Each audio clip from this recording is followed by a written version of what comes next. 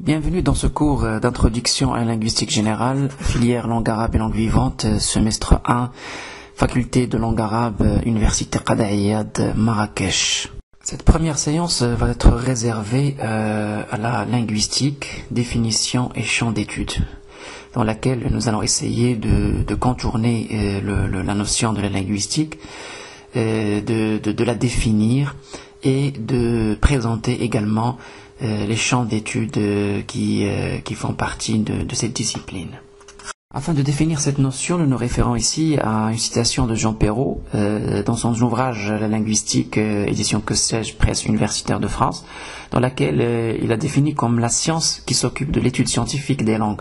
Et là donc je vous ai souligné l'étude scientifique des langues pour mettre le point sur la scientificité de cette étude, c'est-à-dire une démarche qui obéit à toutes les étapes de l'étude scientifique, à savoir l'observation, les hypothèses, l'expérience, les résultats et ainsi de suite. Et il saisit donc cette étude est saisie dans leur manifestation un phénomène aux aspects multiples, c'est le langage. Donc là, on ne peut pas dissocier le langage de la langue. Lorsqu'on fait l'étude d'une langue, on est forcément, impérativement dans l'étude du langage. Une relation qu'on va développer par la suite. André Martinet, dans son ouvrage Éléments de linguistique générale, édition Armand Collin, précise qu'une étude scientifique, c'est lorsqu'elle se fonde sur l'observation des faits et s'abstient de proposer un choix parmi ces faits et non de certains principes esthétiques ou moraux. C'est-à-dire, lorsqu'on fait de l'observation, il faut se focaliser de manière machinale, de manière qui obéit certainement à l'éthique de la recherche, et non pas une observation guidée.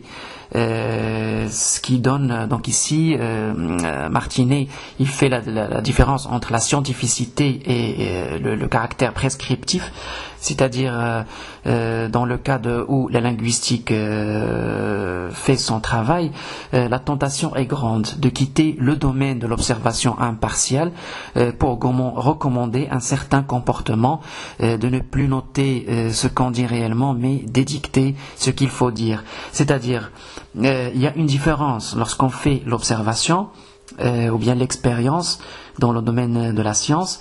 Il y a une différence entre ignorer totalement ou bien avoir des hypothèses et guider l'expérience.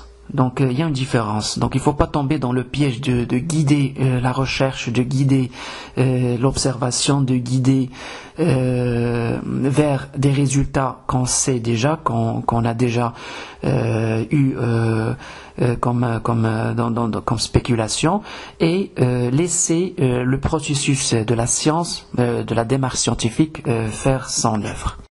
Alors, comme on l'a mentionné auparavant, le but le plus large de la linguistique, c'est la description des langues et l'étude du langage humain dans toute sa complexité.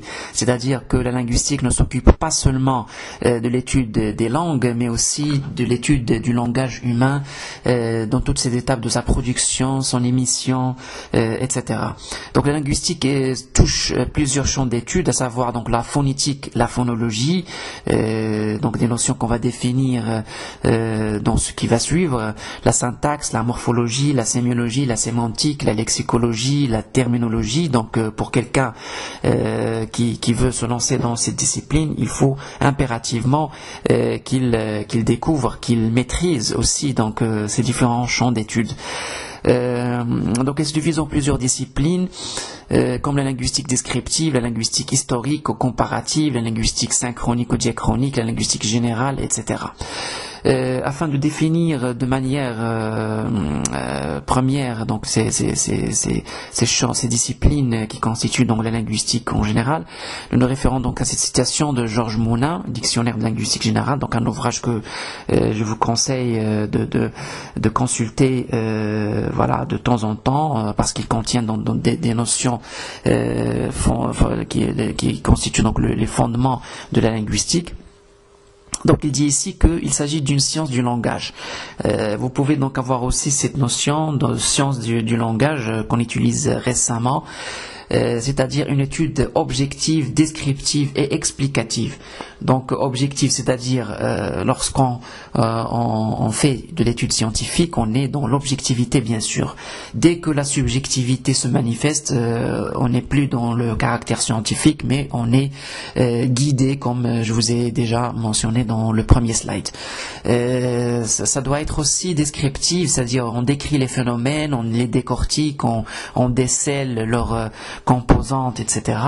Et explicatif, c'est-à-dire expliquer donc l'essence d'un phénomène, donner des réponses, etc. de la structure et du fonctionnement. Donc là, nous sommes dans la linguistique synchronique, c'est-à-dire lorsqu'on étudie une langue à un moment donné, c'est-à-dire on est dans la linguistique synchronique. Et ce sont des notions qu'on va voir aussi avec Saussure. Et il insiste donc sur la structure, parce que c'est lui qui a donné donc cette notion pour la première fois. Et les autres écoles vont se pencher sur cette notion pour donner d'autres théories. Voilà. Donc et de l'évolution. L'évolution, lorsqu'on est dans l'évolution, on est dans la linguistique diachronique, c'est-à-dire la linguistique historique qui se penche sur des événements qui sont déjà passés pour expliquer des phénomènes comme par exemple le cas de l'étymologie. Si vous voulez par exemple expliquer un mot, le premier sens que vous trouvez dans un dictionnaire, c'est le sens étymologique. Donc là, automatiquement, on est dans la linguistique diachronique, dans la linguistique historique.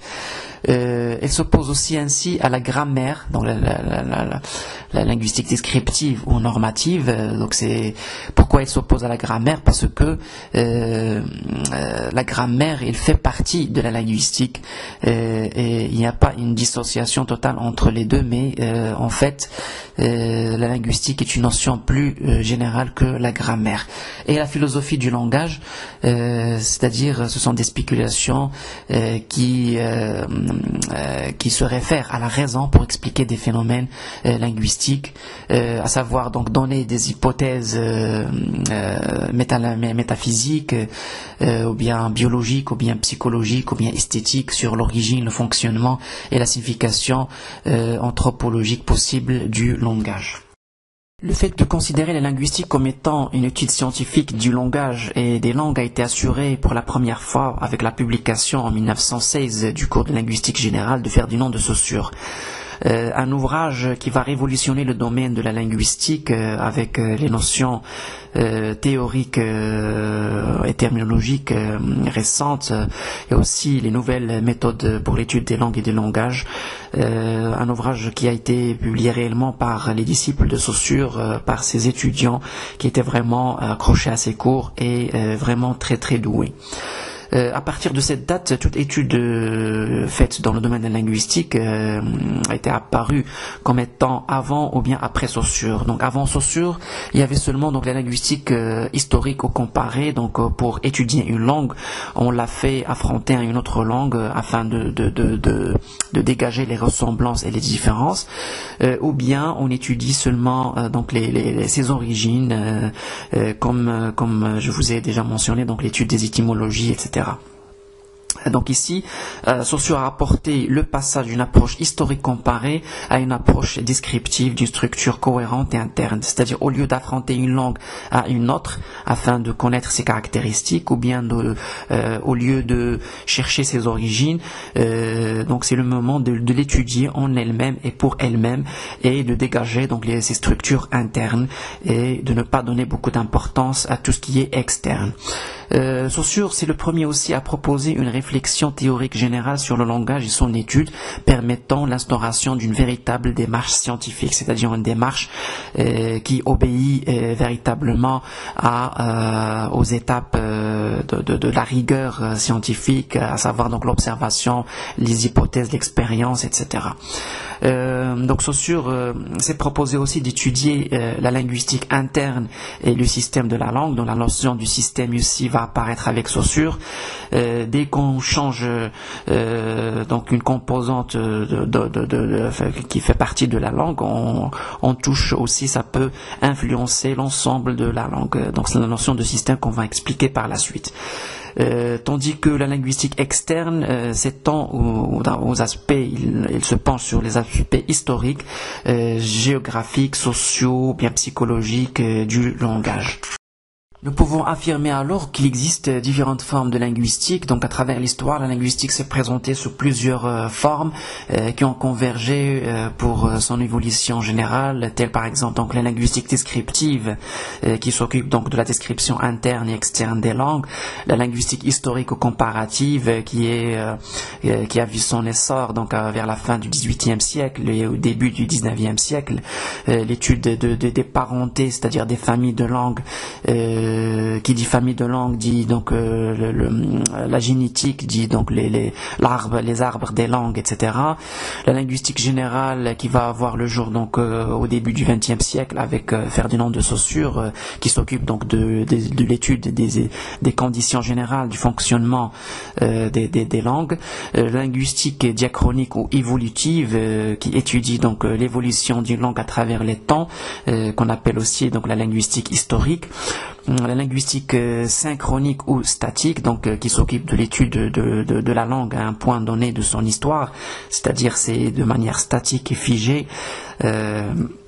La linguistique structurale qui étudie donc la structure des langues, leur système, leur structure sur le plan grammatical, etc.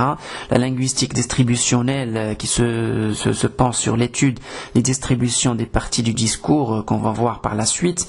La linguistique transformationnelle qui s'intéresse à l'étude des transformations internes des langues. La linguistique générative qui a eu l'ambition de chercher ou bien de trouver des règles qui génèrent toutes les langues. La linguistique contrastive qui a vu le jour vers la moitié du XXe siècle, qui étudie donc le passage d'une langue à une autre et la comparaison un peu entre les deux langues. C'est comme donc la linguistique comparée du XIXe siècle, mais d'une manière un petit peu moderne. La linguistique appliquée qui a vu le jour aussi vers la fin du XXe siècle et qui se penche sur l'étude de certaines questions de la vie courante et professionnelle mettant en jeu donc le langage, comme par exemple la didactique des langues, la traduction, etc. La linguistique fondamentale qui a pour objectif de découvrir donc les acquisitions et les savoirs en matière des langues.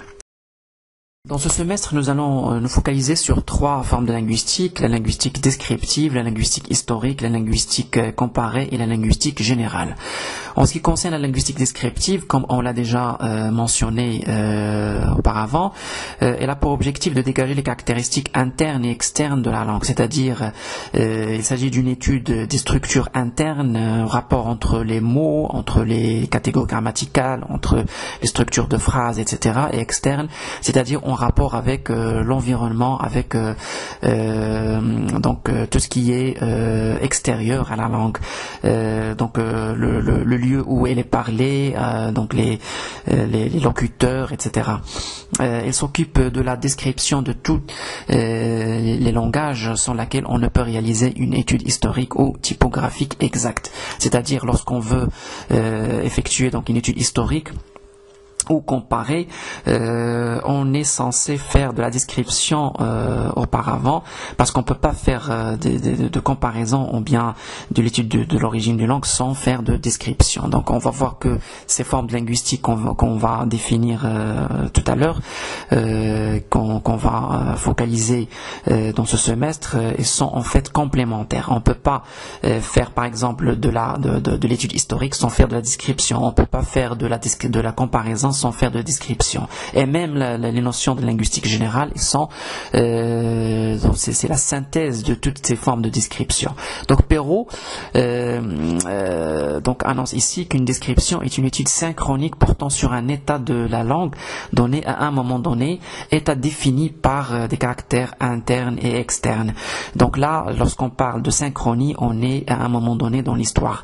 Qui dit synchronie, ce terme s'oppose à la diachronie, c'est-à-dire l'étude historique. Donc de ce fait, les langues se définissent d'abord par des caractères internes touchant les niveaux phonétiques, lexical, syntaxiques, sémantiques, morphologiques, etc. C'est-à-dire, lorsqu'on fait de la description, on se penche sur les structures internes des langues au préalable. C'est-à-dire, il faut étudier les langues de l'intérieur avant de s'ouvrir vers l'extérieur, vers le social, vers tout ce qui est environnement, tout ce qui est production externe, etc. Donc avant de s'ouvrir sur d'autres caractères externes en fonction des groupes qui les passent, c'est-à-dire les locuteurs, et qui déterminent l'existence de leur domaine, c'est-à-dire selon le domaine, selon la nature des locuteurs, les fonctions et les actes de langage, etc. Donc leur fractionnement aussi en plus ou moins grand nombre de variétés internes, leur lien avec certaines formes de civilisation matérielle et morale, etc. Donc tout ce qui est externe. Dans une étude descriptive des langues, on peut donc focaliser sur les structures externes ou bien internes. En ce qui concerne donc les structures internes, on peut par exemple étudier une langue sur le plan phonétique qui s'occupe de la distinction qui pourrait se faire entre les sons et les phonèmes par exemple, la phonétique et la phonologie. Donc il faut ici donc le phonème. C'est quoi un phonème? C'est l'unité minimale de son. La phonétique c'est l'émission, c'est la production de cette unité, et la phonologie c'est lorsque le sens s'ajoute, c'est l'étude de la nature des sons, le rapport entre les sons, etc.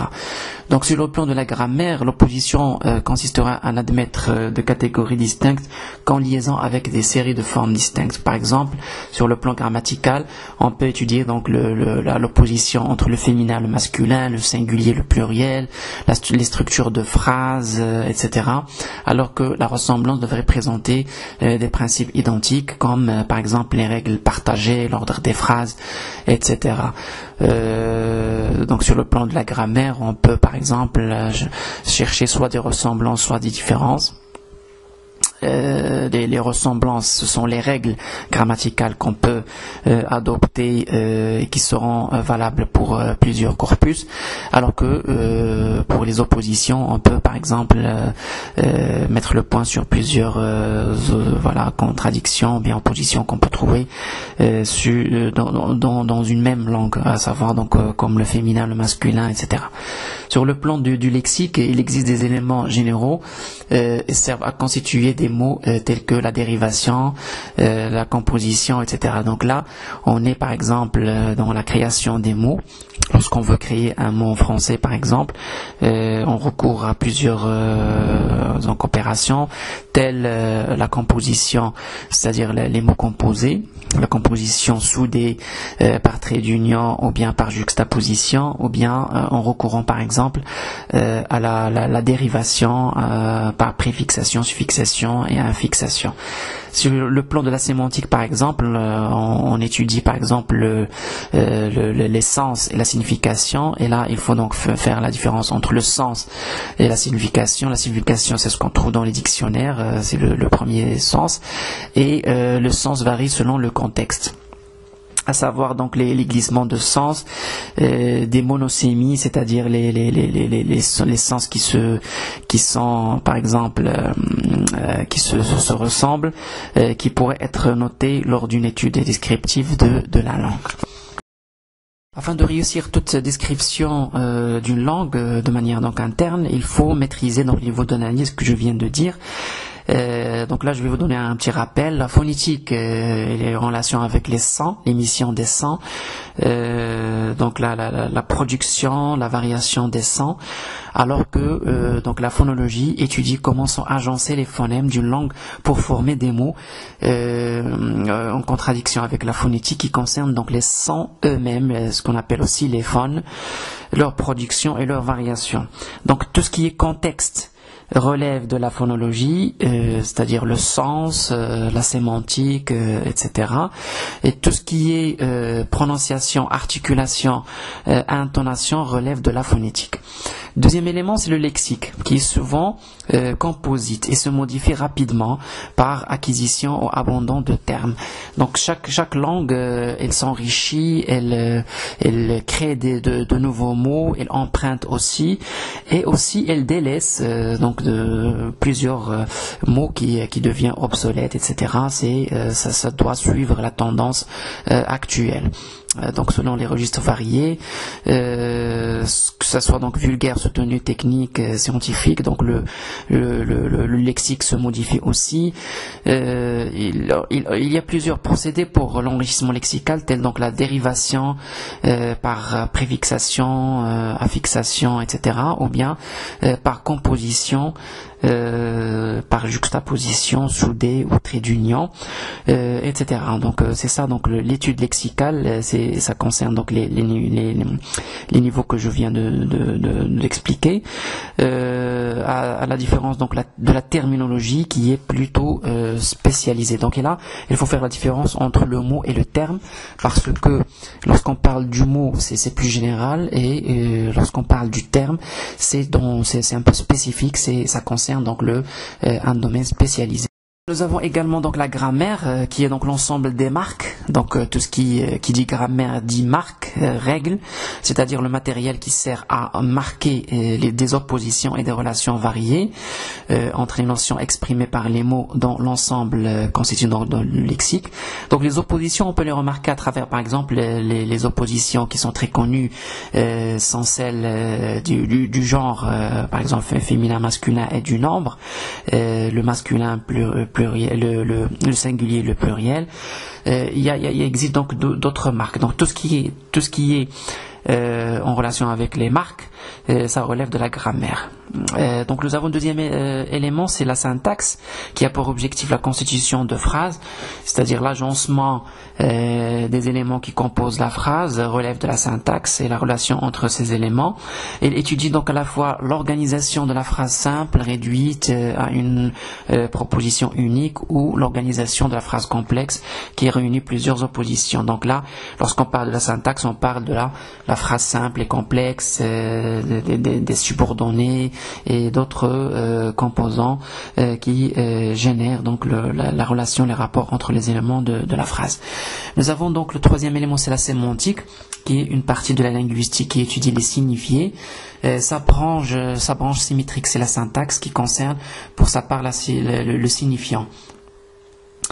Donc qui dit sémantique dit sens, signification, et qui donc on est là donc dans l'étude du contexte. Deuxième forme qu'on va traiter de linguistique, c'est la linguistique historique, ou appelée donc par Saussure linguistique diachronique. Donc il s'agit d'une linguistique diachronique de la langue qui étudie l'histoire et l'évolution des langues prises individuellement ou des familles de langues. C'est-à-dire lorsqu'on est dans la linguistique historique, on est dans l'étude des parentés des langues, le rapport génétique entre les langues, donc les langues mères, les langues filles, les groupes de langues, etc. Les arbres de langue. Donc ici Perrault précise que les langues évoluent comme toutes les institutions humaines, mais d'une manière propre. Donc chaque langue est prise en particulier à son histoire, c'est-à-dire on ne peut pas dissocier une langue de son histoire. La première chose qu'on peut faire pour étudier une langue, c'est voir l'origine de cette langue, l'origine de ces termes, le rapport aussi avec d'autres langues, les conditions extérieures sociales de son existence, c'est-à-dire comment cette langue a existé, comment elle a commencé à être véhiculée par les locuteurs, etc. Comment il évolue, et la langue elle-même dans son système et dans son aspect matériel se transforme, passe par des états divers. Donc chaque langage peut donc être objet d'une monographie historique, c'est-à-dire chaque échantillon de langage ou bien de langue peut être l'objet d'une étude historique ou bien diachronique afin de voir son origine, etc. Troisième forme de linguistique qu'on va voir, c'est une linguistique donc l'ancêtre direct de la linguistique générale.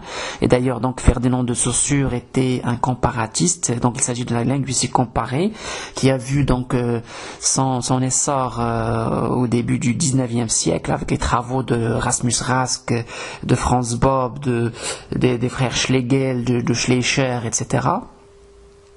Et Saussure ici était un comparatiste avant de donner les fondements de la linguistique générale.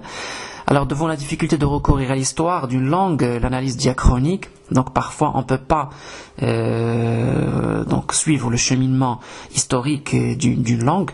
Qu'est-ce qu'il nous reste à faire pour étudier une langue? C'est de la comparer à une autre langue.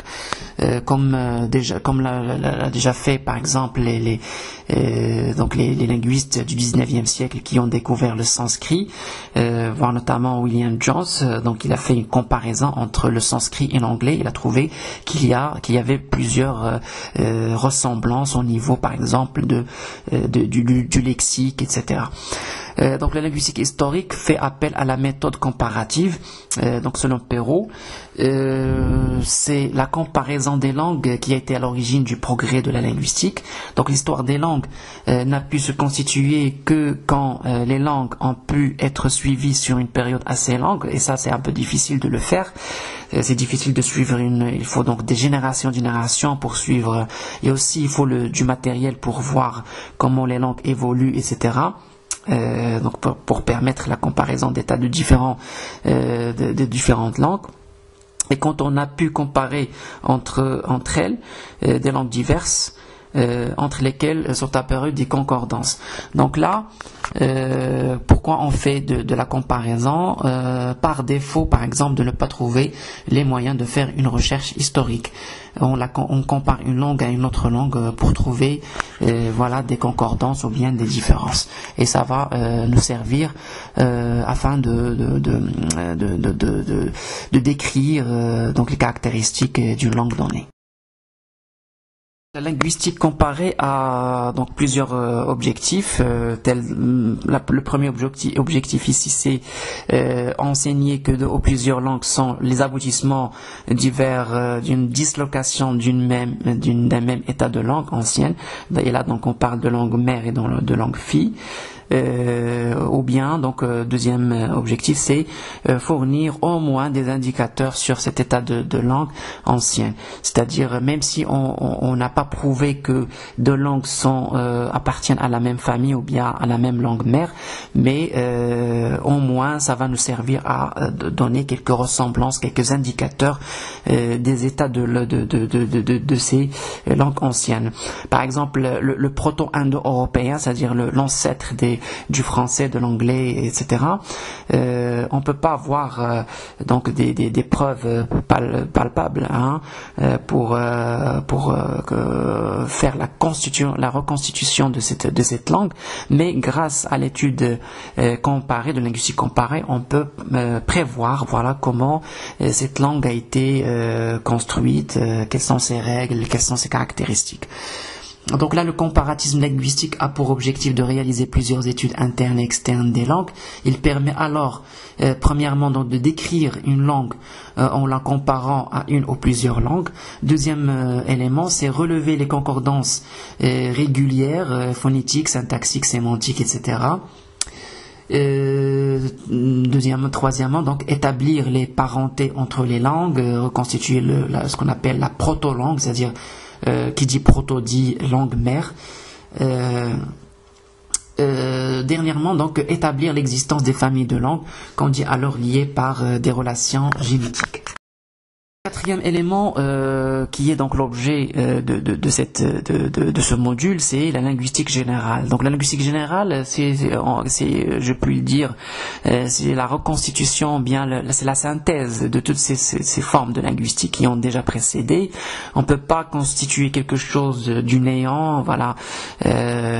Donc ce sont toutes ces linguistiques qui ont ces études historiques et comparatives et descriptives des années précédentes qui ont abouti, qui ont donné, qui ont poussé Ferdinand de Saussure à donner les fondements ou bien à avoir cette envie de renouveler, de réformer donc les études en linguistique. Donc la linguistique générale s'occupe des lois communes générant le langage. Elle part des faits de langue pour essayer de reconnaître donc des traits communs à des langues historiquement diverses et d'en dégager des lois. C'est-à-dire la linguistique générale, c'est une sorte de linguistique qui peut être donc valable pour toutes les langues et qui se penche plutôt sur l'étude interne donc des structures de la langue et la considère comme système. C'est chose qu'on va voir après avec les travaux de Chomsky, de Émile Benveniste, etc. Donc la linguistique générale, elle part alors de la langue vers les lois, c'est-à-dire on parle de l'étude des langues, de l'essence des langues, c'est-à-dire la langue en tant que l'étude d'elle-même et pour elle-même, non pas étude externe, vers les lois. Dans ce parcours, elle peut se confondre avec la grammaire générative ou transformationnelle de Chomsky, chose que j'ai mentionnée tout à l'heure, qui justifie les règles du langage en partant des lois universelles de l'esprit humain. Et ça, on va le développer donc dans les séances à venir. Chers étudiants, chères étudiantes, nous arrivons à la fin de cette séance. Merci pour votre attention. Je vous souhaite bon courage.